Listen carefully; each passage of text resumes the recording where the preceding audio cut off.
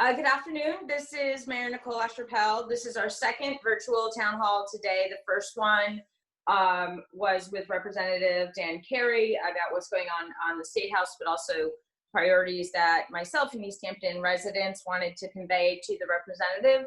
We covered a lot of topics, and we're going to have him back soon.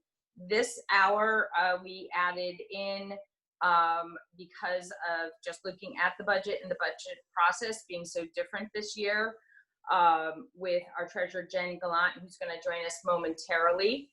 But I did want to formally announce that on June 20th, which is Tuesday at 6 o'clock, I have made an ask of Jane Hamel, who is the chair of the Community Relations Committee, to appear before that committee with an overview of what has happened in the last, say, 6 to 8 weeks, and then also the next steps and also guidance I'm seeking from the CRC to co-facilitate some conversations going forward, and community plans around community review of use of force, but also some other fiscal and municipal policies, and how we're going to do that in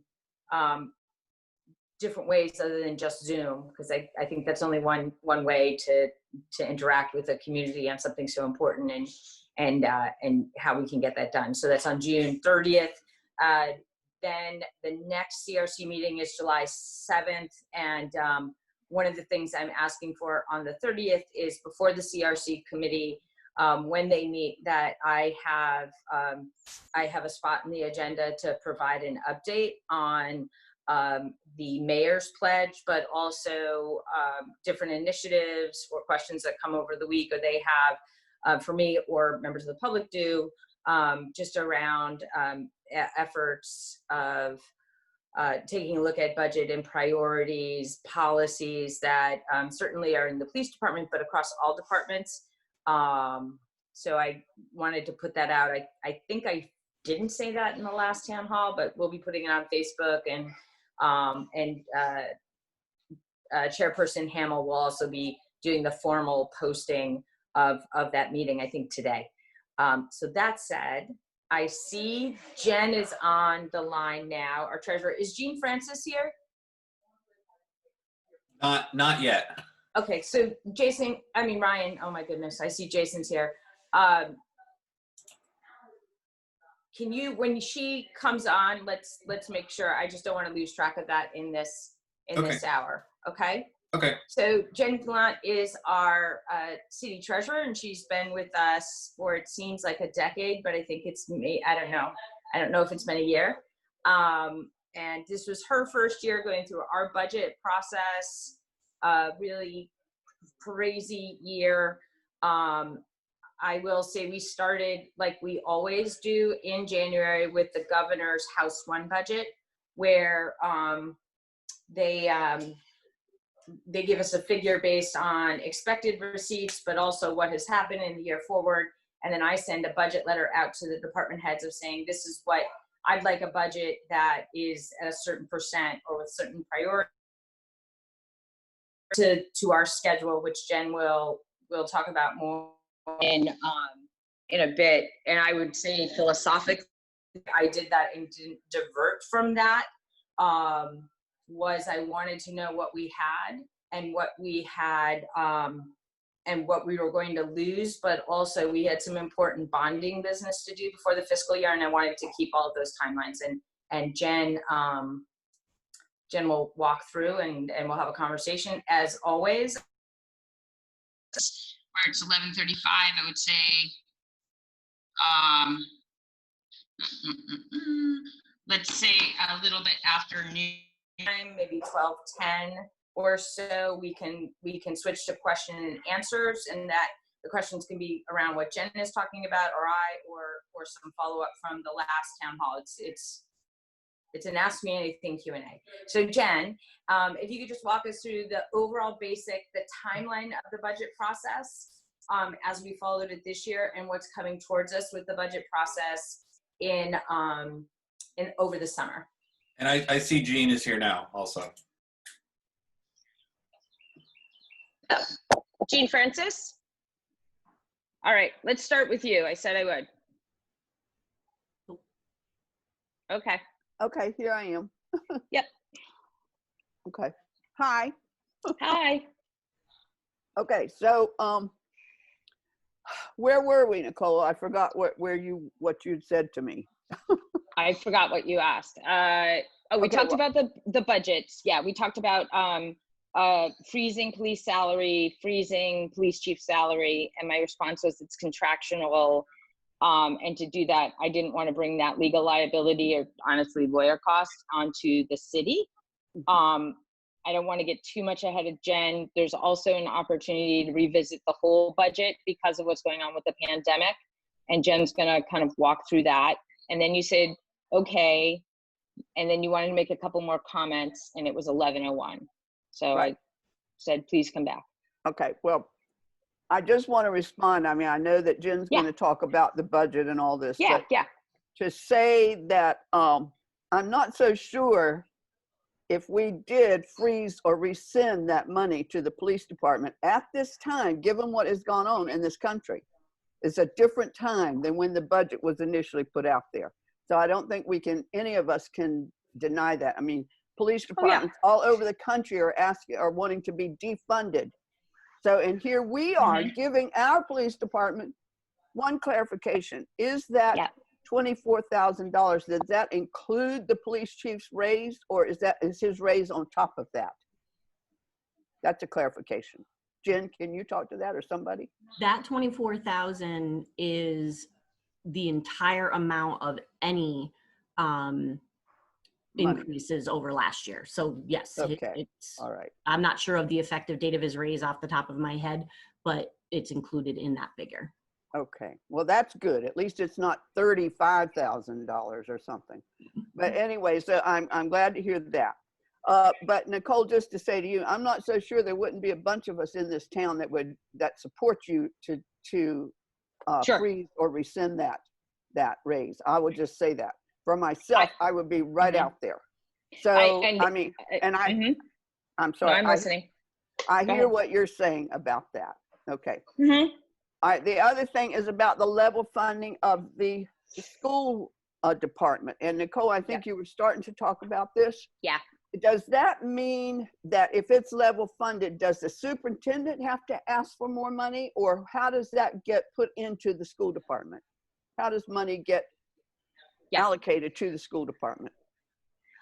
So on my side, I start the process out. This year it was in January, where I looked at the governor's first budget, which always changes by the end, but that first budget, and then I put forward a budget letter to the departments, and I say, please start thinking about your budget and prepare a draft budget, and I give criteria.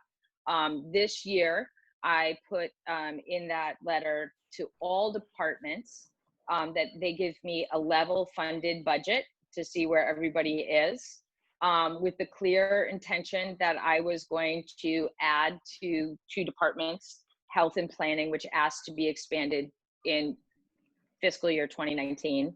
My thought around the school department, and I let the superintendent and the school committee know this, that we had 2 tough years coming up even before the pandemic, and the school department gets money. It has a reserve account that is all of the school choice money when people school choice into Easthampton, right? So when you have somebody from Holyoke comes to school in Easthampton, or from Westfield or wherever, school choice tuition comes to the city, that goes right to the school department. And that's, it's anywhere between like $600,000 and $800,000. And that's a reserve account that no one but the school has access to. And I level funded them and said my expectation is that they were going to use their reserve account to do what they needed to do for the budget. Once I give them that amount, really how that amount is spent, as a mayor, I say, okay, the number, how that amount is spent is up to the superintendent and the school committee, specifically their finance committee. I have a vote on it as mayor, I try to abstain and stay out of those conversations because I feel like I'm the person who set the amount of money. So for me to kind of poke back in there and vote against or of it or whatnot, it doesn't make a lot of sense to me. So that's where we are with that. And I would just add, probably this year more than any other year, school budgets are upside down and all around. So with COVID. Can I just have a point of clarity on that? Mm-hmm. So then you're saying that the school committee, the superintendent has X amount of money in reserve that she can work with, and Yes. she can run that by you, but that doesn't necessarily mean that she can't use some of that money. Am I right here? Right. Okay. I mean, the school department wants to save the reserve, and I want them to spend it. Okay. All right. That's very interesting. Because the diversity position at the high school was not refund or did not get a full-time position, which, as far as I can understand, racism hasn't gotten better in our schools. It's actually getting worse, even though we're acting like it's better, you know. So I don't understand why that position was not given a full-time position. So I guess that's something to take up with Allison about that. Or I mean, public speak at school committee. All right. And yes, that's okay. All right. Thank you. Yes. I appreciate that clarity, because that has been like unbelievable to me, you know, especially with what's been going on in our schools for the last 3 or 4 years, the Department of Justice. And I know they came in and gave us this great big pat on the back, but it's still happening. And we need, I mean, not to the extent that it was when we had a felony slapped on one of our students, you know, but it's still out there, and we need a lot of training with our teachers and the staff. I mean, the principals, the whole 9 yards. I mean, from how I see it on this one, on this side. I'm there with you. Yes. The other thing let me, so just reading in the paper the other day, when our police force went to Northampton and gave the Northampton City Council the biggest bill that they had from any police force in the area that went, and our police chief was paid more than any other police chief or any other police. It's unconscionable and it's shameful. I mean, I am ashamed of this police force. And the other thing, it's another thing around that yesterday I even heard on the radio that Southampton is talking about defunding their police department.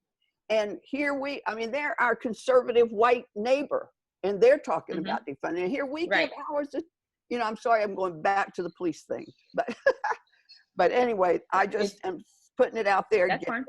It's a shame. It's shameful. It's unconscionable. And I don't know what else to say, Nicole. I hear where your hands are tied with it.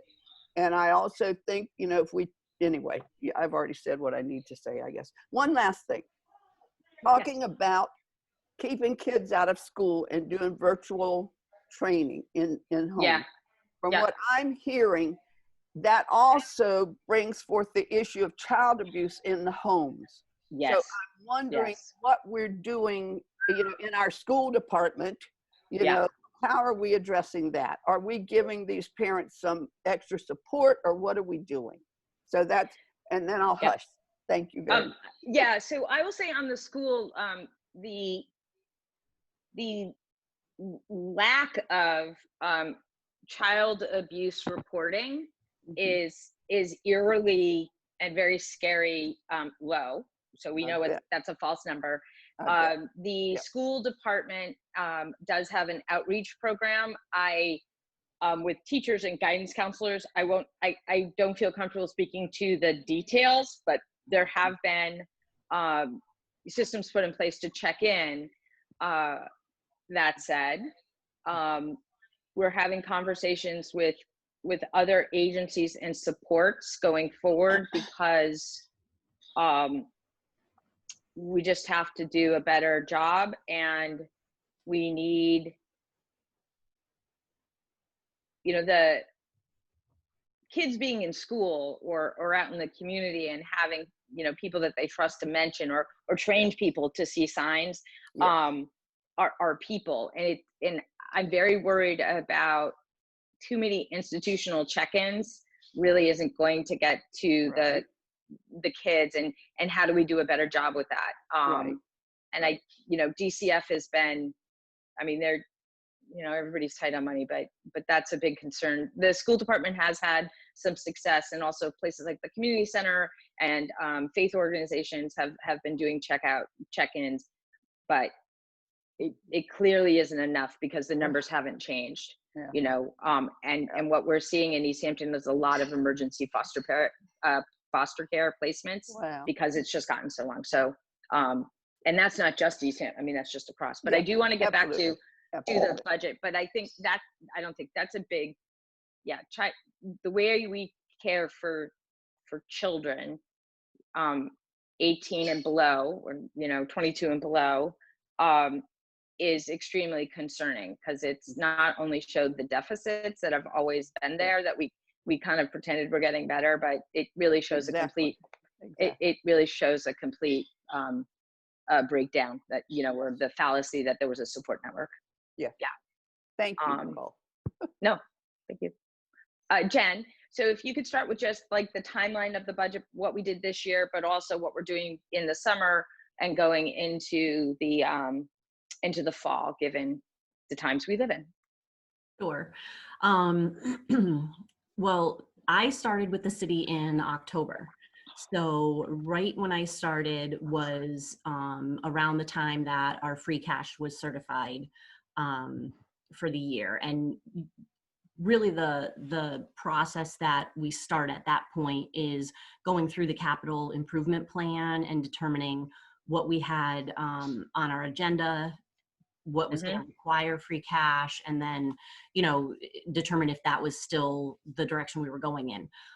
Fortunately, we have a lot of very savvy department heads who are on the constant lookout for grants that can fund, certain capital projects. I mean, there's obviously restrictions, but they're very good about finding money if it's there. So that was the first process, was going through the capital improvement plan, updating it with any items that had been completed since last year, anything that had been planned to start in 2020 that we didn't foresee was going to start. We readjusted the timelines on that, and that was all the department heads. So that was part of the capital improvement plan. And then, at that point, that pretty much brought us into January. And then January was when, like the mayor said, that's when the letters went out to the department heads asking for level funding. And, this being my first budget in Easthampton, that, that was a little bit of a challenge because even though you say level funding, there are contractual increases in departments, and realistically, as much as we'd like them to, just regular expenses don't stay the same from year to year, they increase. So that was tough, but I thought that it went well. After the letters went out, we had meetings, the mayor, myself, the auditor, with each department head, and in some cases their support staff. And the gist of those meetings was that if anyone was requesting any sort of increase in a line item, we were looking for an explanation. What was the reason? Was it something contractual? Was it because something was in desperate need of repair? Because level funded is obviously level funded. So if a line item wasn't that, then we just were looking for why. Then I think after that point, that was when I presented to you, Mayor, the first go around, and and then we talked about some cuts. I then redid the figures, sent it back to the department heads, and kind of said, okay, this is where we're at. Right.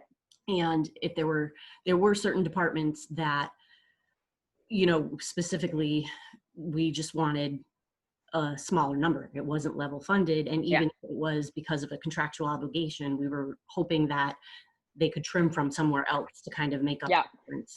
And so that was kind of a back and forth. The mayor stepped in and gave suggestions and did some cuts that were necessary.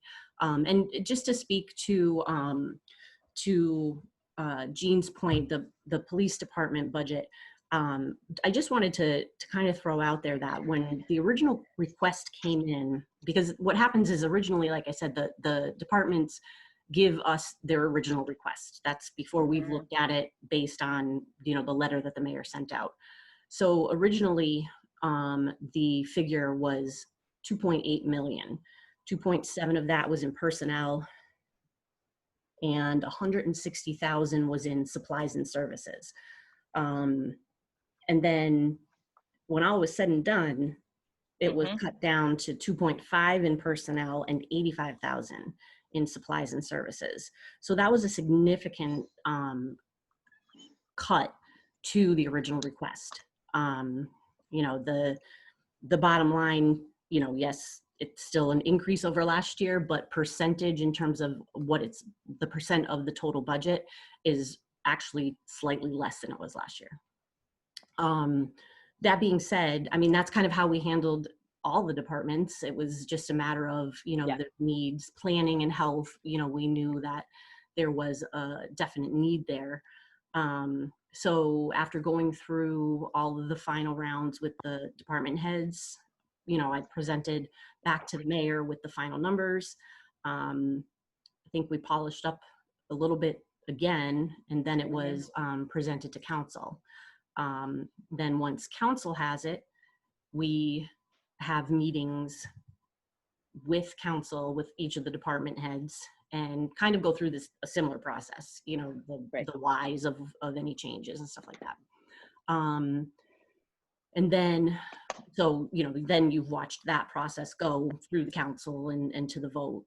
And now that we're in the summer, you know, the whole process itself will start over. Being that I'm here now and I'm not, you know, starting in October, everything will start a little bit earlier. But the key thing this year is that this will be an ever-evolving budget, meaning that from the get-go, we will be monitoring the spending, we'll be monitoring any relief monies that we get, we'll be monitoring the revenue that comes in and doesn't come in that we normally depend on. And that will make this budget, you know, kind of just a constant, in a constant state of flux. You know, I know we talked about revisiting it in the fall, so I'm hoping that we have more answers, at least surrounding the revenue side of things by then, because then it'll be easier to take a look. But, you know, I don't think that we've seen the last of the budget cuts. No, I would agree. Yes. I agree. And let's see, what else did you want me to talk about? Yeah, I mean, that's pretty much the process in a nutshell. And, you know, the council is very much aware that we'll be reporting to them monthly on, you know, any changes in revenue, anticipated revenue, any unforeseen expenses. You know, the budget that is in front of council, or that council voted, it is a bare bones budget for you know, a lot of reasons. And you know, I don't anticipate that we've seen the last of having to tighten the belt. Right. And the shifts, the very purposeful shift I put into planning with a full-time position, and to the health department for a part-time food inspector who just focuses on that, really came out of last year's budget process. You know, in 2019, we needed those. We weren't hitting our marks. We weren't, I mean, we were like 400 food inspections behind what we needed to do by basic code. And the planning, we knew that this year, a lot of those grants would come to fruition, and we wanted to spend money in City Hall rather than being beholden to a consultant. So it took a year to get that done. In this year, you know, we have I started the budget process a little earlier than we usually did. And it took a little longer in the midpoint because things were just changing so rapidly.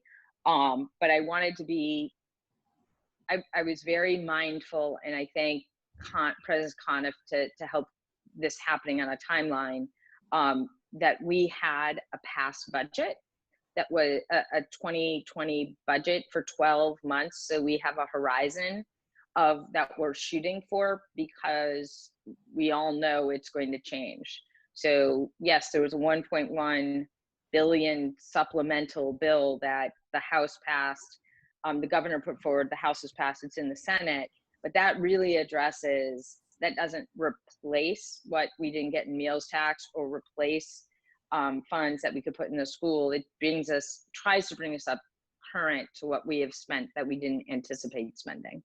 And then there's a 112 budget for July, which is basically the state passes this 112 budget. It's for the month of July, and it's the exact same financial assumptions as it was back in June. And I don't know. I mean, Representative Carey on the last call didn't have a real clear timeline of a state budget or even the process, which I think it's always important to follow, but this year will be more important to follow, and commenting into those committee hearings as what we want to see from our state budget will be very, very important.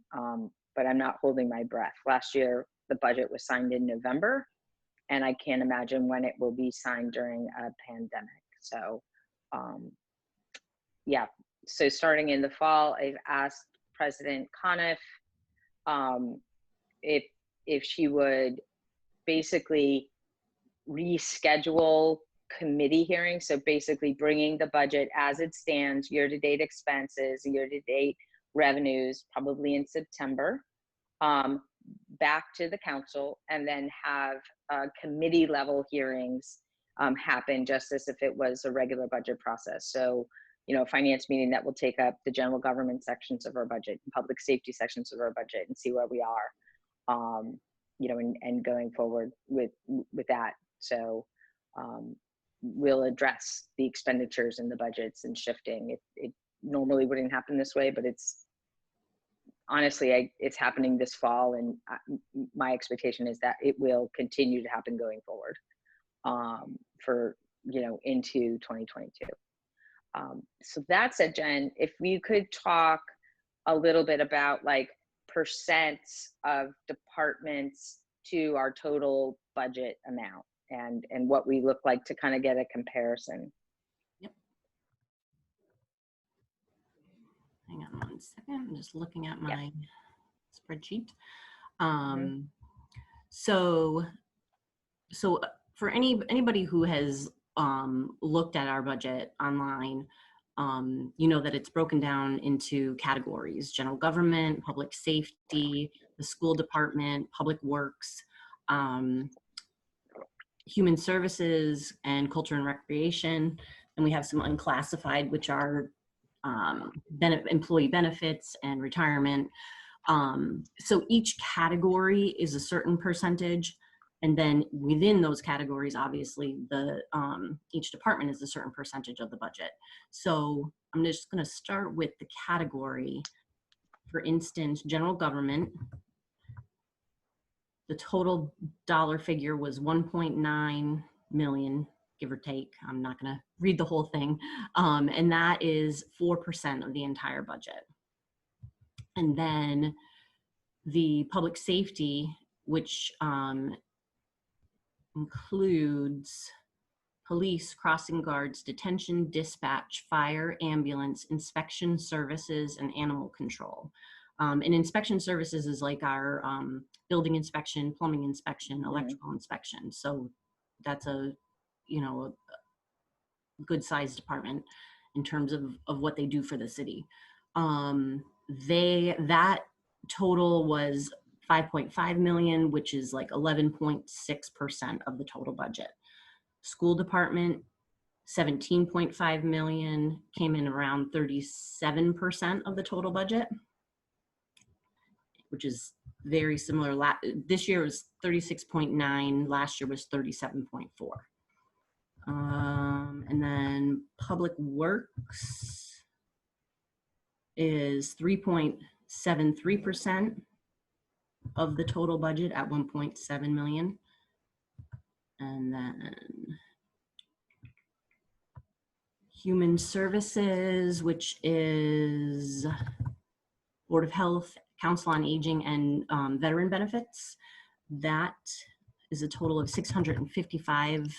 $656,000, 1.38% of the budget. And then we can't forget debt and interest. And oh, I skipped over culture and recreation, my apologies. Culture and recreation, which is library, park, and recreation, 1.182% of the total budget at around $560,000. Our debt and interest, 14.48% of the total budget at 6.8 million. Fortunately, we will see that decline a bit next year, I believe, because this year is the second of the big of the two big payments on the school bond. So that should decrease a bit next year. And we also kind of, in speaking with around that, we recently refunded some 2011 bonds that were based around the high school project. Right. And in doing so, and refunding is, for if you're unaware, is just like refinancing type thing.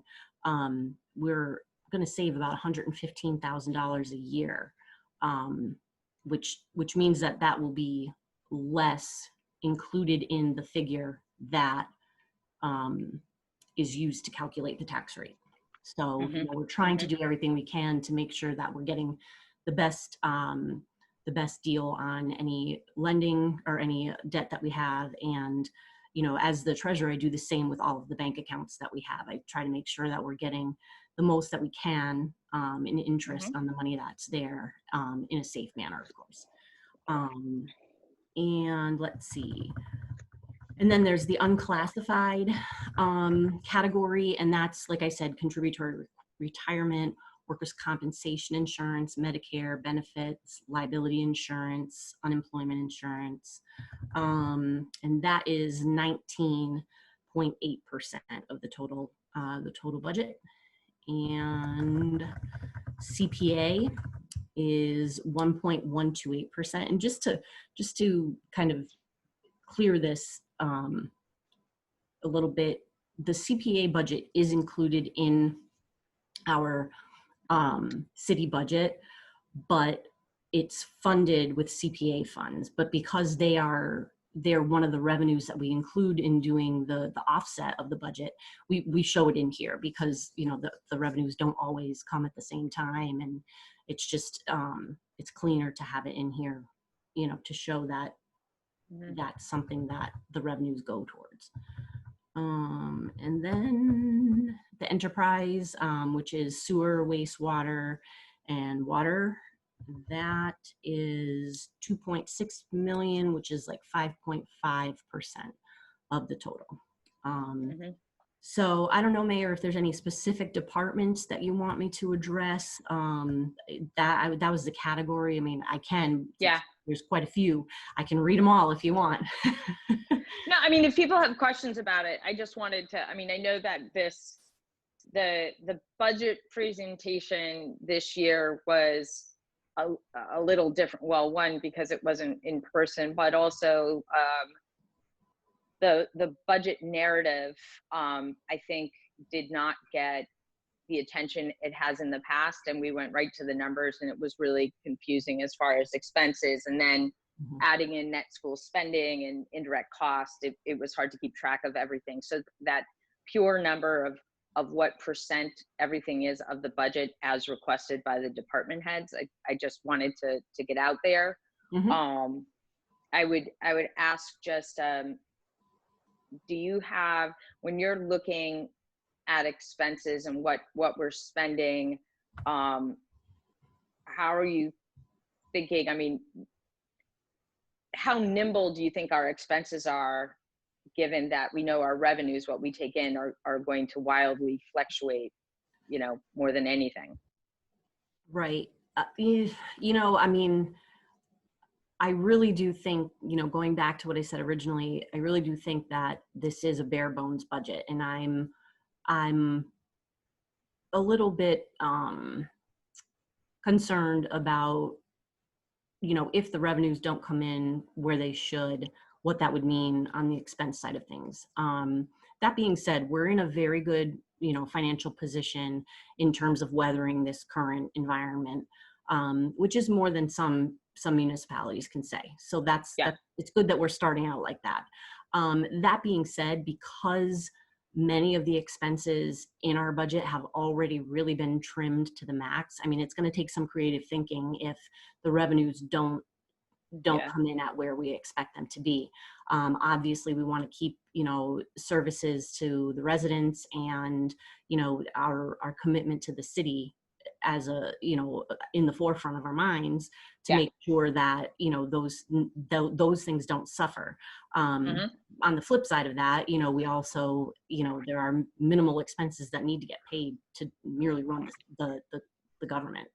So, it's definitely, I think that's why it's so important this year that we're going to look at this with a fine-tooth comb each month and revisit it, because we have to be, very prepared for what are we going to do if. No, and I think that is important this year and next year, but also I think we're going to end up ending up with one of the smallest sliver of a silver lining here is just a better budget process. True. That perhaps is not tied around, like, say, when we're certifying free cash in the fall or setting a tax rate, that it happens 12 months and that review is embedded either in May or communications or in the finance committee of city council. And certainly city council is all for that. I mean, I don't want to, they're more than fine with that model. So it's 12:08. And I would open it to questions, of course, on what Jen presented or what I've said, or anything you want, or maybe a burning question you have for a city treasurer that we didn't touch upon today. The Ask Me Anything Q&A. So Ryan, do we have any questions in the chat, or folks who could be want to be unmuted and speak directly? Yeah, I'm gonna go chronologically. There are several people who have their hand up, but first there's a question in the chat from the beginning. Laura from Mass Jobs with Justice would like to know what union reps the Easthampton Police Department. The Easthampton Police has their own union and has their own union, the Easthampton Police Association, EPA. Okay, and I think Louise Jacob was after that. She's got her hand up. Louise, are you ready? I'm going to unmute you so you can ask your question. You're still there. Okay, I think. Hi, Louise. You're muted again. I can't hear you. Can you hear me now? Yes. Always does that. I think Easthampton maybe. I was unmuting myself. He was remuting toggle. Okay, I've got a number of questions. I'm trying to remember them, and a lot of them I thought of while Jean Francis was talking. And I'll say that she expressed my moral outrage about what our police did and participated in the militarization in Northampton. So I won't go into that. But one question that comes from that is they earned money. I mean, it's been front pages in the news for assisting the Northampton police in whatever crap they were doing and trying. So can we reduce where does that money go? Does it go, I'll reel them up as a list, but does that money go to the individual officers, or can we deduct that directly from the budget? That would be my first question. I mean, I almost feel it's immoral for the city of Easthampton to take the money back, but that would be my question. Every time they earn money from something like that, where does it go? My second question, sorry, that is almost an easy question. I mean, it's simple, is how much of the budget is not contractual? You've been saying your hands are tied, Mayor. I think the reality and the optics that, and I was one of the person who I know I'm part of that other group, but I had just heard on the grapevine, we were already reducing by 10%. Now we were already reducing the budget. Now we're increasing it. Half of me feels there's the schools, there's the kids, okay, an awful lot of places we need. The second half, a part of me also feels that any regular discussion of budget right now is like fairy tales, because we know the federal money isn't coming into the state in September. State's not going to be able to give us what we didn't have. Everybody has had the pandemic. You know, we're going to face some. I'm glad Easthampton is stable, but we're going to face some really difficult times. Having said that, how much of the police budget is contractual? We obviously pay to heat their building. We pay for police cruisers. There's been some calls, isn't it great, put them on the streets more. My feeling would be put them out on the streets now and save a car, save some. Yeah. And that kind of creative thinking line by line. I'd also like to know personally where the money for their big machine stays come from. I mean, I know some kids love it, but quite honestly, that's discretionary luxury in these times. Coffee with a cop and all this other stuff, the thing. And I'll just say quickly that a lot of it is, it sort of comes back to me, so it's kind of relevant. I tried to go to Coffee with a Cop as a relative newcomer a year ago. I was the only person there, was at the farmer's market, and there had been a downpour.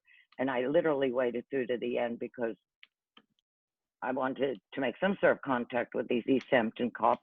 One hears a lot of things, but I'm now living in a small town. The guy spent the entire time, I gave it 20 minutes, he spent the entire time chatting on his cell phone. He glanced at me once, and what somebody told me afterwards, because I think this is relevant, and sorry to him, because is when he glanced at me, I was supposed to say, "Thank you for your service," and he would have nodded and then go on my merry way. There was no, the attitude, the fact that they weren't there to actually chat, to answer questions or anything. Okay, those are the questions. I think you can get this drift. Jen, if you know. Or, so one, just back to mutual aid.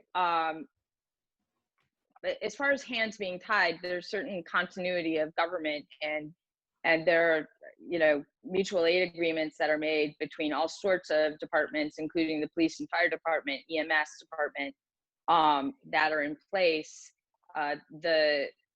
and have been in place for quite some time. We're going to talk a little more about that, I think, at the CRC meeting on June 30th, or at least it's documentation that I'm presenting for consideration there. That money is paid from, we have the option to bill the city to ask for the support. The police are paid as if it's as a check, and then the revolving account, the money comes in, say from this part from Northampton, and it replenishes the revolving account. And it's folks who are, you know, working overtime or outside of their normal schedule. So I'm sorry, but that's, yeah. We have a revolving account, or we have a budget with our hands are tied. Those seem to contradict. It's not a budget. We have an agreement. We have a mutual aid agreement that we have with the surrounding communities to provide mutual aid, and how that is paid. And we can bill the cities who request that assistance, and we use a revolving account to handle that money. So it's in and out. Jen, is that the best explanation for that? Yes, I think the best way to put it is that money isn't part of our general fund budget, because it's really, that revolving account is really a flow through. Mainly what it is that, you know, the police do, we call it off-duty work, which is, you know, anything that they do outside of patrolling in Easthampton. And the city that requires the help then pays into this account, and that's where they are paid out of. Got it. So it's revolving between cities is what you're saying. Well, it's our account, but yes, each city has their own revolving fund. That's how any outside officers are paid, based on the money that comes in from those towns. Like Northampton is paying because they need our officers. So when they send the check, it goes into that revolving fund. And then the pay earned while those officers were there is paid out of that revolving fund. So none of it comes out of Easthampton's. That's kind of what I meant in non-financial terms. Thank you. About what percentage of the police budget is contractually determined by the contract or you signed last month? And since there are obviously other expenditures, what are the numbers on those, or the rough proportion? I mean, that could still, people might or might not choose to do it, but what is not contractual and therefore still up for discussion? First, because some of us have very strong feelings about that, as you know. Yeah. And second, because what are you going to do if there's a 20% across board or a 30% across board? Yeah. Cuts in September, October. You know, the sort of thing I know I'm going to have to say Cuomo and anybody with any sense is foreseeing. With that, if you could speak to that. Same question. I mean, that what is non-contractual? What, for whatever reason, what portion of the police budget could be changed if needed?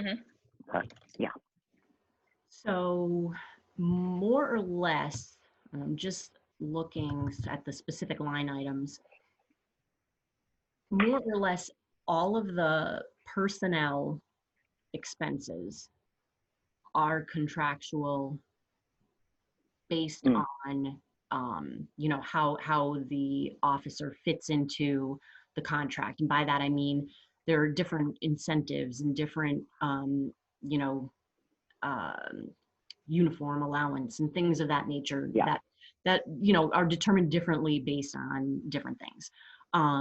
You know, that being said, I mean, the entire personnel expense number is 2.5 million. The supplies and services 85,000. So I would say that of the 2.5 million, the bulk of that is contractual. You know, I mean, we could go through each line item and determine if there's anything that's not, but off the top of my head and looking at the line items, most of it appears to be dictated by the contract for the officers. And that's about 95% of their budget. That's what I was after, and thank you. I'm not after if you missed one tiny line item somewhere. I'm after the global picture, so thanks. Yeah. And Louise, what was the third question? I'm sorry, I forgot. And then I know Jonathan Smith is with us from the school committee and wants to comment on reserve and my request to the superintendent and clarify and explain that. So, but I remember you said you had a third question. I forgot him. I forgot him. Okay. Please move on to schools. That's important too. Okay, great. Jonathan? There. I see you. I hear you. Okay, here we go. All right. Thanks. So I'm by no means the expert to speak on this, which is why I would still encourage folks to come and visit our next school committee meeting to hear more. I just know that there's a lot of confusion around the reserves account because, frankly, it's a hard thing to kind of wrap your head around.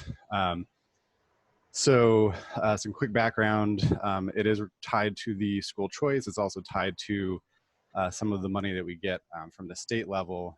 So in a lot of ways, it is sort of out of the school's control. But the point that I was trying to make was primarily that a majority of the reserves account is already applied to the school's budget. So that was the plan before we even received the request for a level funded budget from the city. So to some extent, there was a little bit more that we could go into and draw from that. But in doing so, we continue to tie our hands should anything unexpected come up. Like I referenced, repairs that might need to be done, but there's some other things as well, such as if we had a new student come into district that had significant special education needs, that would require a lot of money that would go towards supporting that student, which would ultimately come out of the reserves account. So That's to say we never really want to drain it dry. We've gotten into a position where we've been able to really sort of stabilize the reserves and know how much we can apply each year. And we've made a point to do that. As we've looked towards ways to reduce the budget moving forward, the reserves were a part of that, but they could only go so far. And I just wanted to make sure that was clear, that there wasn't just some money sitting there for us to use that we're just sitting on, because that's very much not the case. And in fact, as we move forward, the reserves become a little bit more dicey because we've kind of reached our capacity in a lot of ways as far as students that we can welcome in from other districts. And obviously there's a lot of questions around the state money and how much that may or may not change. So I just wanted to clarify that. Again, if you'd like to talk more about it, I welcome you at our school committee meeting, especially because we'll have some more expertise on hand to sort of dive into the topic. But I just wanted to make sure that everybody here was sort of aware of that. Does that make sense? And absolutely. So Jonathan, so school committees, the agendas are very similar to city council. So there's like a public speak in the beginning, and also there's a committee structure, right? So absolutely. With finance and curriculum and whatnot, I know the school committee subcommittee structure is very active. And those all are posted too on the website and on the city calendar? All the subcommittee, and I think on the school. Yeah, all the subcommittee meeting agendas and minutes should be posted on there. Sometimes it takes a little bit longer to get the minutes up just because there are other folks besides our wonderful Sue Colby working on those things. But yeah, all that information is up and posted. The finance subcommittee met almost weekly, sort of leading up to the submission of the budget, and that information should all be available to the public. And, again, and to attend those meetings as well, right? I mean, if you wanted to go to a finance committee meeting. Yeah, absolutely. Yeah, those all start with a public speak portion, just as our regular meetings would, and like the city council meetings do. Yeah. Okay, I want to make sure that it's obvious maybe to some, but just that everybody knows. I mean, the stuff on the committee level there's just a lot of good work and conversation happening there. And sometimes public speak can be frustrating because you can publicly speak, but there's no dialogue between. Absolutely. So, it's frustrating from our perspective too. Right. You wanna so I will just say I didn't notice, I was checking, I didn't see an agenda posted for our next meeting yet, but it's also still over a month away. But the Zoom login info will be available on that agenda. If anybody wants to join us, check it out. Great. Maybe the finance committee of the school committee or absent one for a quorum should come on the town hall and talk through that process. I think that would be enlightening. Sure, I will definitely pass that along. Excellent. See that you speak up. Great, thank you. A couple more people who have their hands up in the chat. Yeah. So Jason Montgomery, if you want to unmute yourself and ask your question. So my to start with, I apologize for speaking so passionately on the issue of the police budgetary increase. This is not a personal attack on you. What happened? Jason, you're muted. Unmute. You're Sorry. muted. Okay. I gotcha.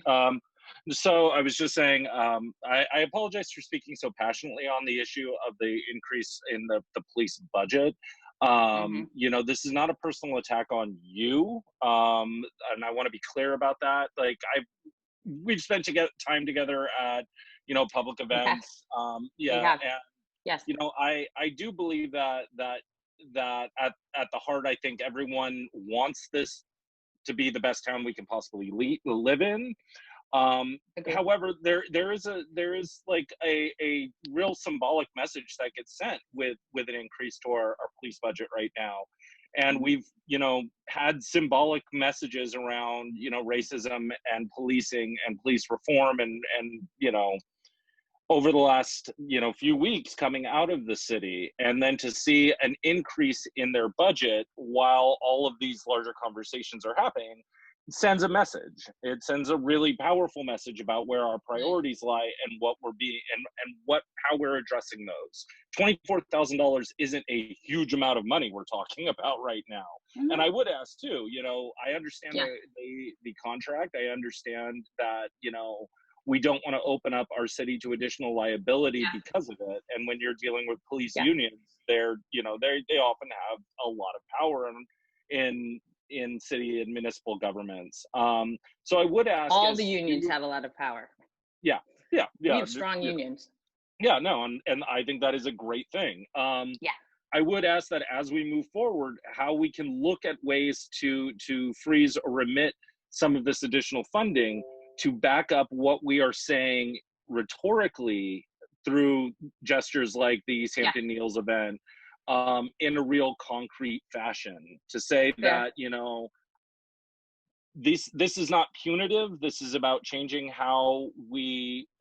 what our priorities are as a community and how we can move forward with that. And I would like to hear, I understand, and I've been listening through this, that there are issues that are quagmires that we may not want to get into as a city. However, what can we do to change how this comes off?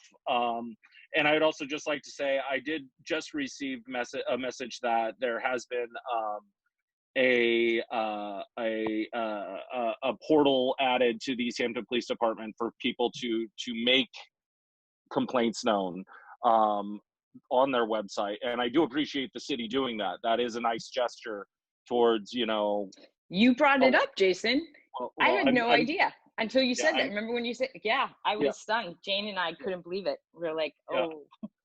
Yeah, I'm glad to see it, because I think that it allows people to file a complaint in a way that feels safe and secure, and not to be intimidated when they go in to make this complaint. So thank you to the city for that. So that's my 2 bits is, what can we do, especially as we're level funding so much else in the city, to bring that in line with what we're expecting our teachers, our folks across other areas. So that's it. I can so one, I mean, the portal for complaints and concerns directly, Jason's being modest, directly came from Jason. I mean, I'm sure other people thought of it, but the first I heard of it was from Jason when Jane Hamill of the CRC and I were doing a virtual town hall. And so, we quickly got something up, and that'll evolve and comment on what that portal looks like. They're extremely welcome, but I felt like it was important to get something up that also didn't require people's contact information, so we could, take a look at patterns or just started to get that information in. To have a budget that reflects the community values, I think that this is an interesting moment in time in so many different ways. But when we're talking about the fiscal, unknowns, I don't want to say fiscal straits, just the sheer unknowns across all departments, and looking at that budget every month with a certain number of data points and then reviewing it in the fall, Jason, I think gives us an opportunity to say, this is Easthampton's budget, this is our values, this is how, these are the legal commitments we have to make, like funding our retirement account and whatnot. And that conversation really starts, I look at it as July 1st, when that the budget document goes into effect. But more importantly, we are getting those reports to City Council that are monthly about where we're spending money, where we're not spending money, and where we're getting money, and then how are we adjusting in the fall after, again, I think we start committee hearings, in September, and there are a couple other, we need to get free cash and whatnot, but so when you're talking about how do we actually shift, I think I don't think it starts July 1st. We look at the budget every month more than we usually do, and there will be realignments in that budget come fall. Even if this conversation, there's just no way that's not going to happen, and that those realignments are going to continue through 2021 and 2022 and 2023. This is not, it's a very interesting crossroad, you know, where we have medical and moral crisis in front of us, and that maybe one helps the other one become more balanced, maybe. So, more questions? Yes. Jean Francis has her hand up. If Jean would like to unmute and Hi, Jean. oh, you're still muted. Do you want to unmute, or should I unmute you? I'm going to unmute you. She looks frozen. Am I unmuted? You are unmuted, Jean. Go Okay. ahead. All right. I want to just pass. I actually raised my hand before, but I think in the conversation, my clarifications have been answered. One comment I just want to make is I think it's very interesting that our police department is its own union. So I think that's really interesting. So anyway, I appreciate this whole conversation. Thank you, and I'll give my time to somebody else. Thank you. Okay, I believe next with their hand up is Laura they from Mass Jobs. If you want to unmute and ask your question. Hi, Mayor LaChapelle. Hi. So first, thank you for doing these town halls. These are great. This is a awesome show of, you know, transparency and accessibility. So I really appreciate it. So I will say that I'm so happy that there's now also call logs, arrest logs, and policy and information portal located on Easthampton Police Department's website. I look forward to looking through particularly the policy and information portal.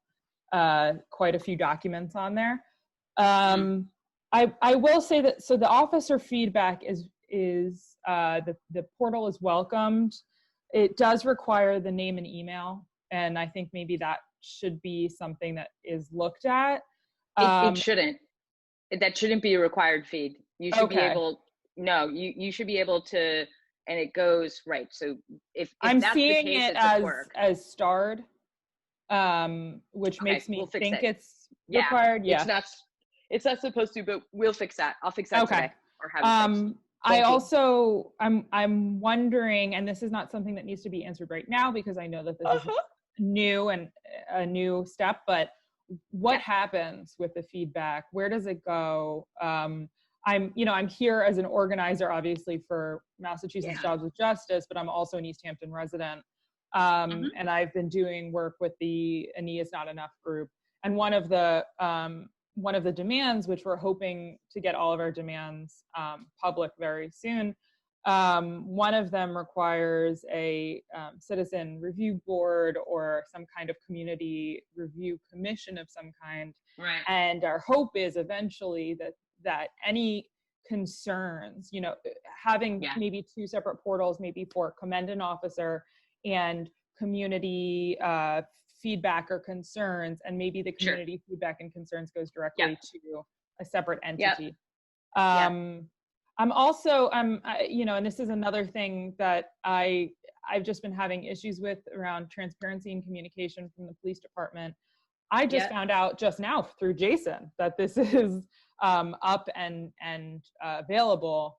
And, it would have been awesome to know as a community group, having called for these things, that these things are now there. So that's something that, we can discuss further, but Mayor LaChapelle, I know that the group A Knee Is Not Enough will be having a conversation with you as well. Sure. So we'll open up those communication pathways. But what I really wanted to talk about was, so something somewhat going off of, I think either Jean or Louise said it, I'm not sure, about the article that came out in the Gazette about the funds that came from the Northampton protest.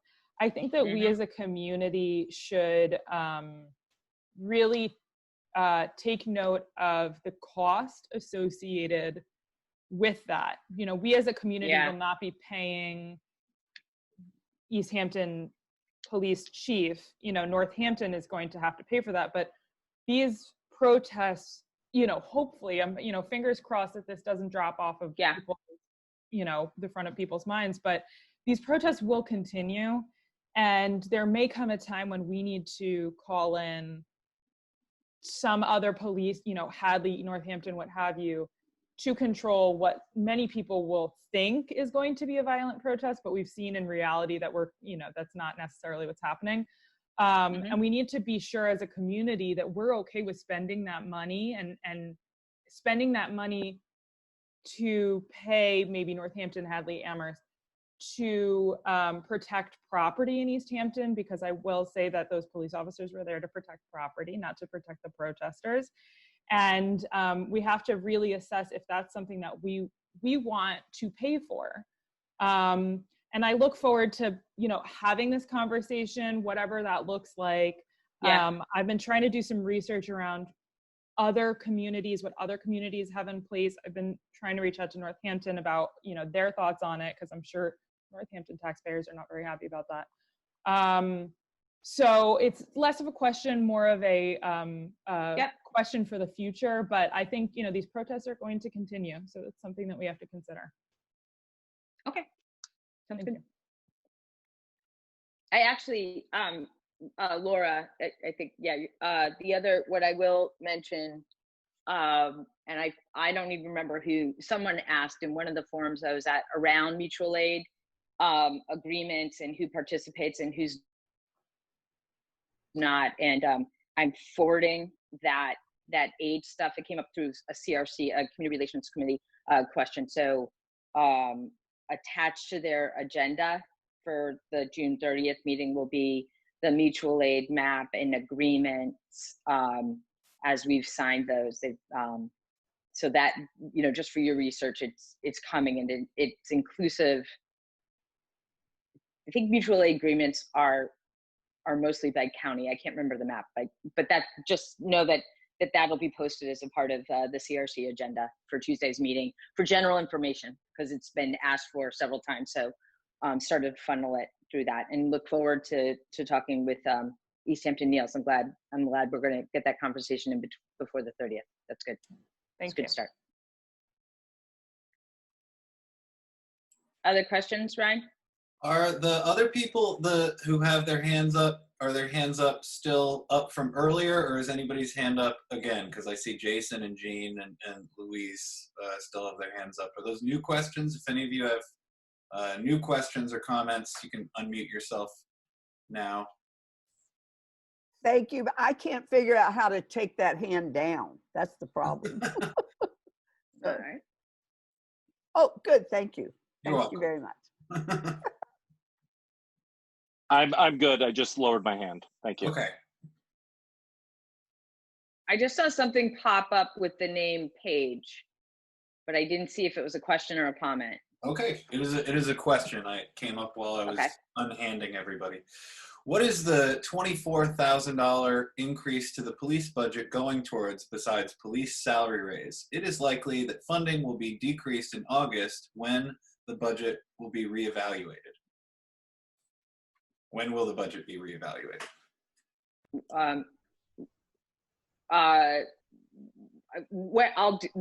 reevaluation process will start in September, and when we're starting to look at setting the tax rate, and when this thing called free cash, which is not free or cash, is certified by the state. We'll, what I've asked, I can't make the city council do, but I've asked the city council to set up hearings just like they just did for every department on the subcommittee. So we can go through, the department heads can go through of, this is what we spent, this is what we need, this is no longer what we need, this is what's grant. So the reevaluation starts in the fall. And it's there are a couple of moving parts as far as when the state passes a budget, but we're starting regardless in September. And then I'll hand over the $24,000 question to Jen. Okay, and so essentially, Mayor, is the document posted on the website yet? The department figures for the budget? I can't remember. Yes. Okay. They are in pieces, but the complete narrative budget document is not up. Correct. Yes, because the numbers that are there, and the only reason I ask is because anyone on the call and any resident can take a look at the police budget by line item in that specific document, because it shows what the budget for 2020 was and compares it to the budget for 2021. So that will show you where there were increases. That being said, the 24,000 is not in one line item. There were some line items that increased, some line items that decreased. So it's kind of, you know, one of those things. I will say that the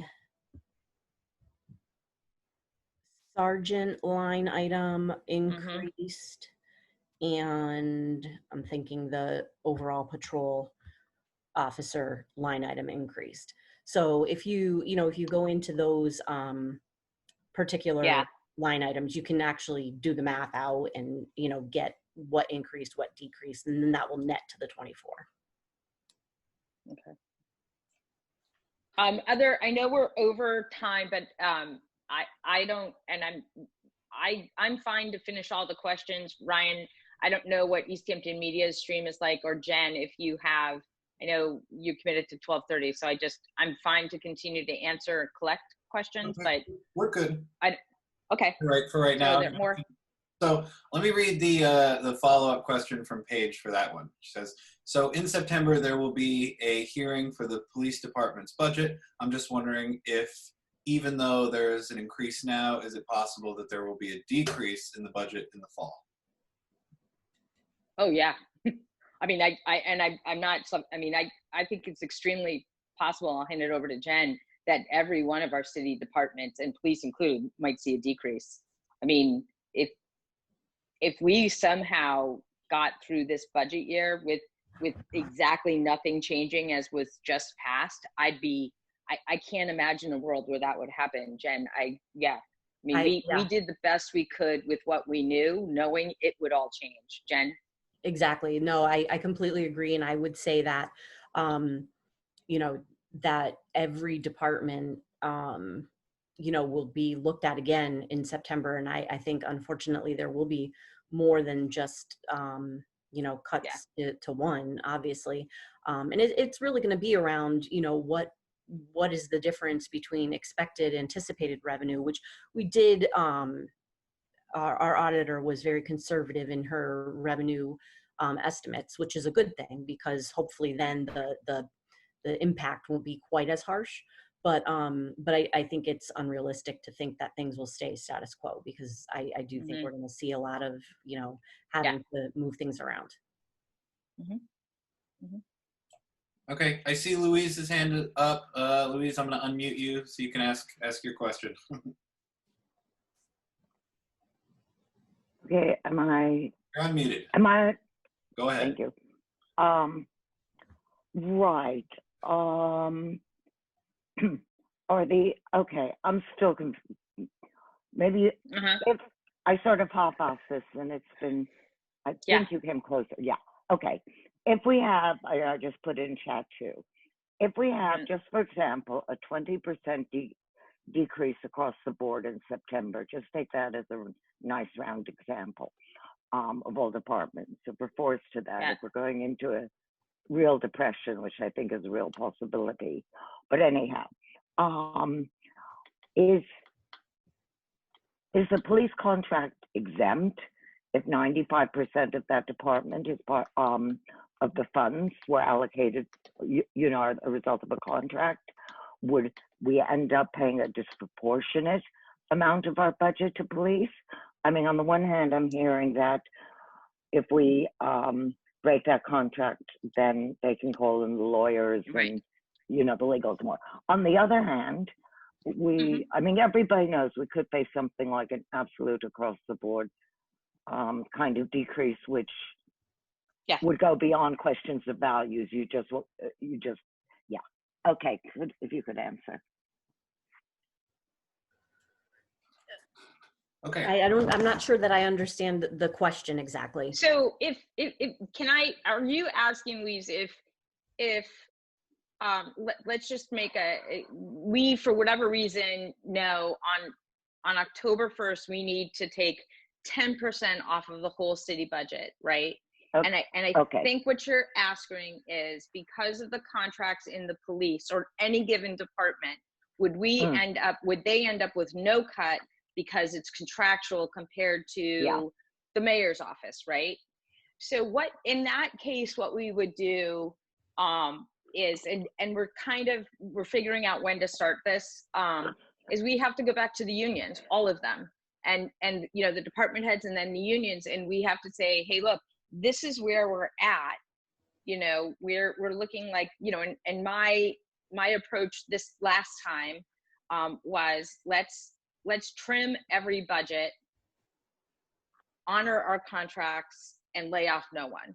And we were able to do that and get a budget passed that did that, knowing that come fall, it could be different. Yeah. And that procedure and how we go forward, we need to talk to the department heads and the unions and say, look, let's think about the greater good and what we can do with contract provisions. Can we put a pause on them, a hold on them?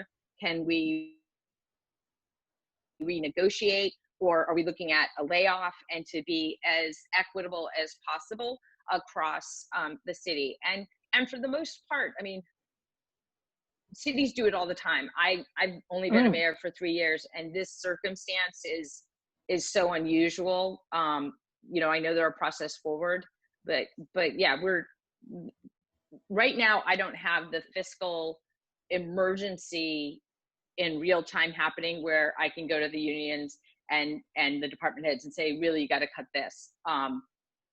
But we know, Louise, that is coming, right, Jen? Yeah.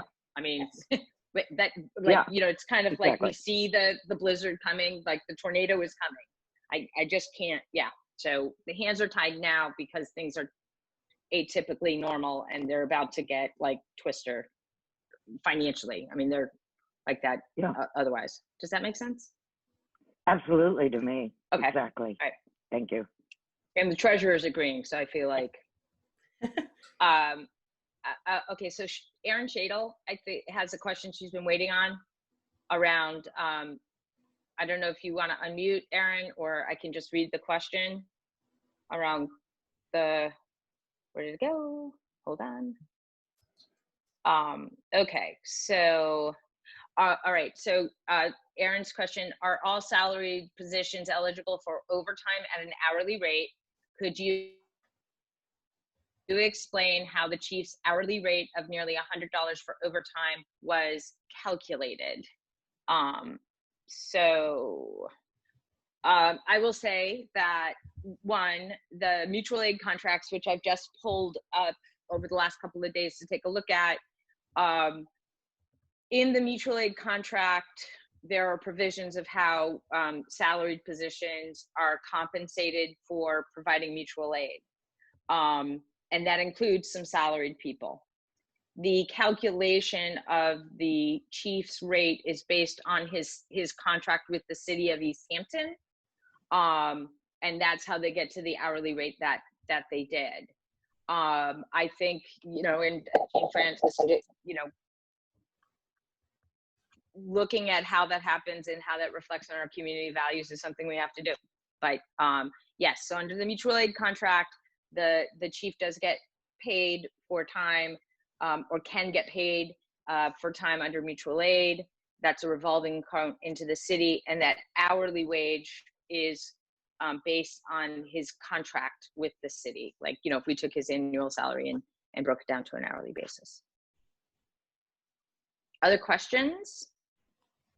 I don't see any in the chat currently. Is there anybody else who would like to unmute their microphone to ask a question or put their hand up? Either one. Give everybody a minute. Jean Francis. Thank you very much. I'm leaving. I got to walk my dog. Bye. Thank Bye. you. Thank you. Great. Thank you, everyone, for sticking with us. Ryan and Jen, thanks for the extra time and all the questions, and they'll continue. And let's see what the day brings, huh? Okay. This Thank you. One question. Eric, yeah, Eric Mullen, will it be possible to see what the chief actually makes? Wait, yeah. I'm sorry. I was actually going to say, I believe that, and I closed that out of my computer, but I believe that if you go into the budget, the proposed 2021 budget posted online, and you go to the police department, I do believe that it has it broken down by position, not each position individually, but I do think that chief, and then there's like the 5 sergeants. So if you go in there, you should be able to determine it from there. And the chief's contract is on the website. I believe so. Under personnel. Yeah, the chief's contract. And I saw somebody. So what I'm actually asking is, it's stated what his salary is every year, but in addition to detail work and other incentives, will it be possible to see what he actually makes and what people in leadership positions in the police department actually make beyond just what the stated salary is? Yes. So the contract has a base salary, and then it has the different levels of incentives that the chief. So that is true for the police chief, the police captain, the fire chief, and the deputy chief. It lists that out. For then sergeants and everybody else in the union, it's in their contract of this is their base salary, this is what they can get incentives and for, and then their positions are listed out individually in the budget. And as far as, so the question, as I remember the police chief's budget, contract, I think it says he can do mutual aid agreements or do extra duties that go through our revolving account. I'm feeling pretty sure there's not an amount of what it's limited, like limitations. I think it just gives him the permission. So you can get a good idea of what his base salary and incentives are paid from the city, but the mutual aid stuff, the amount would not be in our budget. Right, Jen? Correct. Right. So it's certainly foiable, but yeah. Okay, thank you. Other questions?